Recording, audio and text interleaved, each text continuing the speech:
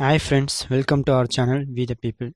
இன்றைக்கி வந்து ரொம்ப இம்பார்ட்டண்ட்டான டாபிக்ஸ். எந்த கவர்மெண்ட் எக்ஸாம்ஸ் எடுத்துகிட்டா கூட இந்த டாப்பிக்லேருந்து கண்டிப்பாக ஒரு கொஸ்டின்ஸ் இருக்கும். அது என்ன அப்படின்னு பார்த்தோம்னா, Indian government acts before independence, அதாவது regulating act 1773 Indian independence act 1947 வரைக்கும் எத்தனை ஆக்ட் போட்டிருக்காங்க, அந்த ஆக்டை பற்றி தான் இன்றைக்கி பார்க்க போகிறோம். ஸோ பிரிட்டிஷ் பார்த்தோம்னா மொத்தம் 13 ஆக்ட் இருக்குது. Starting from regulating act 1773 Indian independence act 1947 வரைக்கும். நம்ம வந்து ஃபஸ்ட்டு 7 பார்க்க போகிறோம். அதாவது கவர்மெண்ட் ஆஃப் இந்தியா ஆக்ட் 1858, அதாவது குயின் விக்டோரியாஸ் ப்ரொக்ளமேஷன் சொல்லக்கூடிய 1858 ஆக்ட் வரைக்கும் இந்த வீடியோவில் நீங்கள் பார்க்க போகிறோம். ஃபஸ்ட்டு வந்து ரெகுலேட்டிங் ஆக்ட் 1773. இதுதான் வந்து பிரிட்டிஷ் கவர்மெண்ட் வந்து இந்தியாவில் கண்ட்ரோல் பண்ணுறதுக்கு எடுத்துக்கிட்ட ஒரு ஃபவுண்டேஷன் அப்படின்னு சொல்லலாம்.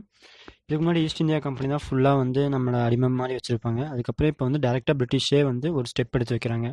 அது ஃபஸ்ட்டு ஸ்டெப் வந்து இந்த ஆக்ட் மூலயமா தான். இந்த ஆக்ட்லேருந்து சென்ட்ரல் அட்மினிஸ்ட்ரேஷன் கொண்டு வராங்க. எப்படின்னு பார்த்தோம்னா, கவர்னர் ஆஃப் பெங்காலுக்கு கீழே வந்து கவர்னர் ஜெனரல் ஆஃப் மெட்ராஸையும் பாம்பேவும் வர வச்சிடுறாங்க. அதுக்கப்புறம் கவர்னர் ஜெனரல் ஆஃப் பெங்கால் அப்படிங்கிறத ரீநேம் பண்ணுறாங்க. கவர்னர் ஆஃப் பெங்கால் அப்படிங்கிறத கவர்னர் ஜெனரல் ஆஃப் பெங்கால் அப்படின்னு ரீநேம் பண்ணுறாங்க. அதுக்கப்புறம் பிரிட்டிஷ் கோர்ட் ஆஃப் டைரக்டர்ஸை வந்து ஸ்ட்ரென்தன் பண்ணுறாங்க. ஸோ அவங்ககிட்ட வந்து எக்ஸ்ட்ரா பவர் இருக்கிற மாதிரி பார்த்துக்கிறாங்க. அதுக்கப்புறம் ஃபஸ்ட்டு சுப்ரீம் கோர்ட்டை வந்து கல்கட்டாவில் 1774 வந்து எஸ்டாப்ளிஷ் பண்ணுறாங்க. ஃபஸ்ட்டாக சுப்ரீம் கோர்ட்டில் எஸ்டாப்ளிஷ் பண்ணும்போது மொத்தம் 4 ஜட்ஜஸ் இருக்காங்க. ஒன்று வந்து சீஃப் ஜஸ்டிஸ், அது போக 3 ஜட்ஜஸ். நெக்ஸ்ட்டு பார்த்தோம்னா பிட்ஸ் இந்தியா ஆக்ட் 1784. இதில் வந்து பிரிட்டிஷ் கவர்மெண்ட் வந்து சுப்ரீம் கண்ட்ரோலாக எடுத்துக்கிற மாதிரி பார்த்துருக்காங்க. ஸோ இந்த ஆக்ட் வந்து ஆல்ரெடி இருந்த ரெகுலேட்டிங் ஆக்ட் 1773 இருக்கிற நிறை குறைக்காக தான் போடப்பட்டது தான் இந்த ஆக்ட், பிட்ஸ் இந்தியா ஆக்ட். இது வந்து ஆக்ட் ஆஃப் செட்டில்மெண்ட் அப்படின்னு சொல்லுவாங்க. இந்த ஆக்டில் சிக்னிஃபிகண்டான விஷயம் என்னென்னு பார்த்தோம்னா, டபுள் கவர்மெண்ட் அப்படின்ட்டு ஒன்று இன்ட்ரடியூஸ் பண்ணியிருப்பாங்க. அது என்ன அப்படின்னு பார்த்தோம்னா, court of directors, board of control. Already பார்த்தோம்ல கோர்ட் ஆஃப் டைரக்டர்ஸ். ஸோ அந்த கோர்ட் ஆஃப் டைரக்டர்ஸ் வந்து வெறும் கமர்ஷியல் ஃபங்க்ஷன்ஸை மட்டும் பார்த்துக்கிற மாதிரி, அதுக்கப்புறம் போர்ட் ஆஃப் கண்ட்ரோல் பார்த்தோம்னா பொலிட்டிக்கல் சிஸ்டம் பார்த்துக்கிற மாதிரி. ஸோ இந்த 2 பேர் வந்து 2 விஷயத்தை பார்க்கறதுனால இது வந்து டபுள் கவர்மெண்ட் அப்படின்னு சொல்லுவாங்க. இது வந்து அதே மாதிரி கமர்ஷியல் ஃபங்க்ஷன்ஸையும் பொலிட்டிக்கல் ஃபங்க்ஷன்ஸையும் நல்லா வந்து வேற்றுமைப்படுத்தி தனித்தனியாக வந்து ஒர்க் அலோகேட் பண்ணி கொடுத்துருப்பாங்க. என்னதான் court of directors, board of control இருந்தால் கூட போர்ட் ஆஃப் கண்ட்ரோல் தான் வந்து சுப்ரீம் கண்ட்ரோல். ஸோ அவங்க சொல்கிறது தான் கடைசி தீர்ப்பு மாதிரி. அது கம்பெனி அஃபேராக இருந்தாலும் சரி, இல்லை அட்மினிஸ்ட்ரேஷனாக இருந்தாலும் சரி. இந்த போர்ட் ஆஃப் கண்ட்ரோலில் யார் இருப்பாங்க அப்படின்னு பார்த்தோம்னா, கவர்னர் ஜெனரல், அது போக 3 மெம்பர் இருப்பாங்க இந்த கவுன்சிலில். இந்த ஆக்ட் போடும்போது யார் கவர்னர் ஜெனரல் ஆஃப் பெங்காலாக இருக்காங்க அப்படின்னு பார்த்தோம்னாலும் வாரன் ஹேஸ்டிங்ஸ் அவர் தான் கவர்னர் ஜெனரல் ஆஃப் பெங்காலாக இருக்கார். நெக்ஸ்ட்டு பார்த்தோம்னா 1793 சார்ட்டர் ஆக்ட். இந்த ஆக்ட் போடும்போது கவர்னர் ஜெனரல் ஆஃப் பெங்காலாக இருக்கிறது யார் அப்படின்னு பார்த்தோம்னா ஜான் ஷோர். ஸோ இந்த ஆக்ட் படி வந்து ரெவன்யூ அட்மினிஸ்ட்ரேஷனையும் ஜுடிஷியரியும் வந்து செப்பரேட் பண்ணியிருப்பாங்க. அதாவது இப்போ எப்படி கலெக்டர் வந்து இருக்காங்களோ அந்த மாதிரி அப்போவும் ஒரு கலெக்டர், அந்த மாதிரி ஒரு ஆஃபீஸர்ஸ் இருப்பாங்க. அவர் வந்து ரெவன்யூ கலெக்ட் பண்ணுறது அவரோட வேலையாக தான் இருக்கும். இந்த மாதிரி கோர்ட்டில் எப்படி தீர்ப்பு கொடுக்குறாங்க, ஸோ அந்த மாதிரி ஜட்மெண்ட் கொடுக்குறது அவர் வேலையாக தான் இருக்கும். ஸோ இந்த 2 வேலையும் ஒரே ஆள்கிட்ட இல்லாமல் 2க்கும் தனித்தனியால் பிரித்து வைக்கிறது தான். அதான் செப்பரேஷன் ஆஃப் பவர் வந்து அட்மினிஸ்ட்ரேஷன் ஆஃப்க்கும் ஜுடிஷியரிக்கும் பண்ணியிருப்பாங்க இந்த 1793 சார்ட்டர் ஆக்டில். அதுக்கப்புறம் கவர்மெண்ட் எம்ப்ளாயீஸ், அதாவது பிரிட்டிஷ் கவர்மெண்ட் எம்ப்ளாயீஸ் இந்தியாவில் வேலை செய்கிறாங்களா, அவங்களுக்கெல்லாம் இந்தியாவில் இருந்து வர வருமானத்துலேருந்தே சம்பளம் கொடுக்குற மாதிரி இந்த ஆக்டில் தான் முடிவு பண்ணியிருப்பாங்க. அதுக்கப்புறம் கம்பெனி, ஈஸ்ட் இந்தியா கம்பெனி வந்து யாருக்கு வேணால் வந்து லைசன்ஸ் கொடுக்கலாம் இந்தியாவுக்கோட ட்ரேட் வச்சுக்கிறதுக்காக அப்படின்ட்டு இந்த ஆக்டில் வந்து தீர்மானம் பண்ணியிருப்பாங்க.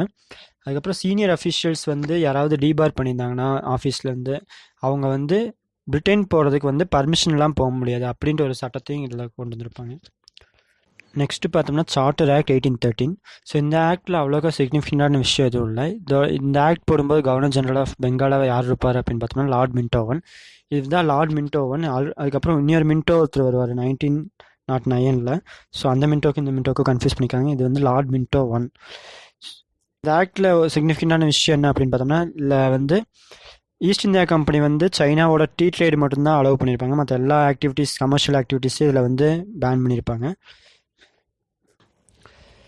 நெக்ஸ்ட்டு பார்த்தோம்னா சார்ட்டர் ஆக்ட் 1833.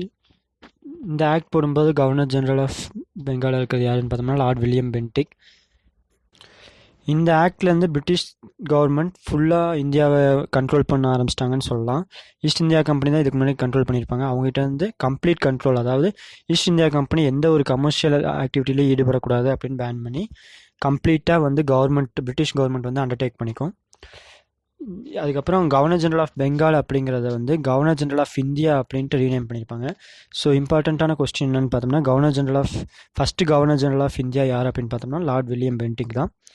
அதுக்கப்புறம் சிவில் சர்வெண்ட் காம்படிஷன் வந்து இந்தியன்ஸும் பார்ட்டிசிபேட் பண்ணலாம் அப்படிங்கிற ஒரு பில்லை வந்து இதில் இன்ட்ரடியூஸ் பண்ணியிருப்பாங்க. ஆனால் அந்த பில் பாஸ் ஆகிருக்காது. ஏன் அப்படின்னு பார்த்தோம்னா நம்ம ஆல்ரெடி உள்ள கோர்ட் ஆஃப் டைரக்டர்ஸ் அவங்க வந்து ரொம்ப இதுக்கு எதிர்ப்பு தெரிவிச்சிருப்பாங்க. ஸோ அது வந்து இதில் பாஸ் ஆகிருக்காது. நெக்ஸ்ட் வரக்கூடிய சார்ட்டர் ஆக்ட் 1853 லார்ட் டல்ஹௌசி பீரியடில் அது வந்து பாஸ் ஆகிருக்கும். அதுக்கப்புறம் அபாலிஷன் ஆஃப் ஸ்லேவரிக்காக நிறையா ஸ்டெப்ஸ் எடுத்திருப்பாங்க. இந்த ஆக்டில் இருக்கக்கூடிய ஸ்டெப்புனால தான் 1843 வந்து ஸ்லேவரி வந்து அபாலிஷ் பண்ணியிருக்கேன் அப்படின்னு சொல்லி அனௌன்ஸ் பண்ணுவாங்க. அதுக்கப்புறம் லெஜிஸ்லேட்டிவ் பவர் வந்து மெட்ராஸ்க்கும் பாம்பேக்கும் இருந்திருக்கும். ஸோ அதை வந்து இது வந்து கம்ப்ளீட்டாக வந்து ரிமூவ் பண்ணியிருப்பாங்க. Next charter act 1853. இந்த ஆக்ட் அப்போ கவர்னர் ஜெனரல் ஆஃப் இந்தியாவாக இருப்பது யாருன்னு பார்த்தோம்னா லார்ட் டல்ஹௌசி. இந்த ஆக்டில் சிக்னிஃபிகண்டான விஷயம் என்ன அப்படின்னு பார்த்தோம்னா லெஜிஸ்லேட்டிவ் எக்ஸிக்யூட்டிவ் வந்து செப்பரேட் பண்ணியிருப்பாங்க. லெஜிஸ்லேட்டிவ்னா நமக்கு தெரியும் சட்டத்தை இயற்றுறவங்க, எக்ஸிக்யூட்டிவ்னா அந்த சட்டத்துப்படி வேலை செய்கிறவங்க. ஃபார் எக்ஸாம்பிள் இப்போ பார்த்தோம்னா பொலிட்டிஷியன்ஸ் வந்து போத் லெஜிஸ்லேட்டிவ் அண்ட் எக்ஸிக்யூட்டிவ் இப்போ இருக்கிற சின்னோரியோட. ஸோ அப்போ வந்து இது ரெண்டையுமே வந்து சட்டம் போடுறது ஒருத்தங்களாக இருக்கும், அதை வந்து எக்ஸிக்யூட் பண்ணுறது இன்னொருத்தங்களாக இருக்கும். அதை வந்து ஃபஸ்ட்டாக இந்த பவர் ரெண்டையும் செப்பரேட் பண்ணது வந்து இந்த ஆக்டில் தான், சார்ட்டர் ஆக்ட் 1853. லெஜிஸ்லேட்டிவ் ஆக்ஷனை யார் பார்த்துருப்பாங்க அப்படின்னு பார்த்தோம்னா லெஜிஸ்லேட்டிவ் கவுன்சில் அப்படின்னு ஒன்று இன்ட்ரடியூஸ் பண்ணியிருப்பாங்க. அதில் வந்து எக்ஸ்ட்ரா 6 மெம்பர்ஸ் இருப்பாங்க. இதை வந்து மினி பார்லிமெண்ட் அப்படின்னு கூட சொல்லலாம். இவங்க தான் வந்து லெஜிஸ்லேட்டிவ் ஆக்ஷன்ஸ் எல்லாம் பார்த்துப்பாங்க. அதுக்கப்புறம் எக்ஸிக்யூட்டிவ் வந்து ஆல்ரெடி இருந்த கோர்ட் ஆஃப் டைரக்டர்ஸ் தான் பார்த்துப்பாங்க. அதில் வந்து கவர்னர் ஜெனரல் ப்ளஸ் 3 மெம்பர்ஸ் இருப்பாங்க. ஆல்ரெடி சொன்ன மாதிரி இந்த ஆக்டில் இருந்து தான் சிவில் சர்வீஸ் வந்து இந்தியன்ஸும் பார்ட்டிசிபேட் பண்ணலாம் அப்படின்ட்டு ஒன்று கொண்டு வந்திருப்பாங்க. இது எதோட கமிட்டியோட ரெக்கமெண்டேஷன் அப்படின்னு பார்த்தோம்னா மெக்காலே கமிட்டியோட ரெக்கமெண்டேஷனால இதை வந்து இந்தியன்ஸும் சிவில் சர்வீஸில் பார்ட்டிசிபேட் பண்ணலாம் அப்படின்ட்டு கொண்டு வந்திருப்பாங்க. அதுக்கப்புறம் லோக்கல் ரெப்ரசன்டேஷன் அப்படின்ட்டு இதில் தான் வந்து ஃபஸ்ட்டாக இது பண்ணுறாங்க. அது என்ன அப்படின்னு பார்த்தோம்னா லெஜிஸ்லேட்டிவ் கவுன்சிலில் 6 பேர் இருக்கலாம் அப்படின்னு சொன்னோம்ல, அந்த 6 பேர்த்தில் வந்து கவர்னர் ஆஃப் மெட்ராஸ், பாம்பே, பெங்கால், ஆக்ரா அவங்களே வந்து 4 மெம்பரை வந்து நாமினேட் பண்ணலாம். ஸோ அதுதான் வந்து லோக்கல் ரெப்ரசன்டேஷன். அதாவது லோக்கலில் இருக்கக்கூடிய பெங்காலில் இருந்தால் ஃபார் எக்ஸாம்பிள் பெங்கால் ப்ரொவின்சி எடுத்துட்டா கூட பெங்கால் கவர்னர் வந்து 4 பேர்த்த நியமிக்கலாம். ஸோ இதுதான் வந்து லோக்கல் ரெப்ரசன்டேஷன் இன் சார்ட்டர் ஆக்ட் 1853. நெக்ஸ்ட்டு பார்த்தோம்னா கவர்மெண்ட் ஆஃப் இந்தியா ஆக்ட் 1858. இந்த ஆக்ட் ரொம்ப சிக்னிஃபிகண்ட்டான ஆக்ட்னு சொல்லலாம். ஏன்னா பிரிட்டிஷ் வந்து ஒரு ராஜதந்திரமான ஒரு ஆக்ட் போட்டிருக்காங்க அப்படின்னு சொல்லலாம். ஏன் அப்படின்னு பார்த்தோம்னா இதுக்கு முன்னாடி 1857 வந்து ஒரு கிரேட் ரிவோல்ட் ஒன்று நடந்திருக்கும். அந்த ரிவோல்ட் எதனால நடந்திருக்குன்னா பிரிட்டிஷ் கவர்மெண்ட்டோட வன்முறையை தாங்க முடியாமல் அதை வந்து கொந்தளிச்சு அது இருந்துச்சுனால தான் அந்த ரிவோல்ட் நடந்திருக்கும். ஸோ இந்த மாதிரி ஒரு ரிவோல்ட் வந்து இனிமேல் ஃப்யூச்சரில் நடக்கக்கூடாது அப்படிங்கிறதுக்காக போடப்பட்ட ஆக்ட் தான் இது வந்து கவர்மெண்ட் ஆஃப் இந்தியா ஆக்ட் 1858. இந்த ஆக்ட் படி டைரெக்டாக வந்து பிரிட்டிஷோட அரசே வந்து ரூல் பண்ணுற மாதிரி தான் இந்த ஆக்டோட சிக்னிஃபிகண்ட். அதுக்கப்புறம் டபுள் கவர்மெண்ட் வந்து இன்ட்ரடியூஸ் பண்ணியிருப்பாங்கல்ல Pitt's India act 1784 court of directors, board of control, அதை வந்து அபாலிஷ் பண்ணிவிட்டு ஒரு நியூ ஆஃபீஸ் ஒன்று செட் பண்ணியிருப்பாங்க. அந்த ஆஃபீஸ் பேர் செக்ரட்டரி ஆஃப் ஸ்டேட். இந்த ஆஃபீஸில் பார்த்தோம்னா 15 மெம்பர் இருப்பாங்க. இந்த 15 மெம்பரும் யார் அப்படின்னு பார்த்தோம்னா மெம்பர்ஸ் ஆஃப் பிரிட்டிஷ் பார்லிமெண்ட். பிரிட்டிஷில் இருக்கக்கூடிய பார்லிமெண்ட்டில் இருக்கக்கூடிய மெம்பர்ஸ் தான் இருப்பாங்க. இவங்க முழுக்க வந்து பிரிட்டிஷ் பார்லிமெண்ட்டுக்கு வந்து ரெஸ்பான்சிபிளாக இருப்பாங்க. இந்த அடிஷ்னலாக இந்த 15 மெம்பர் கூட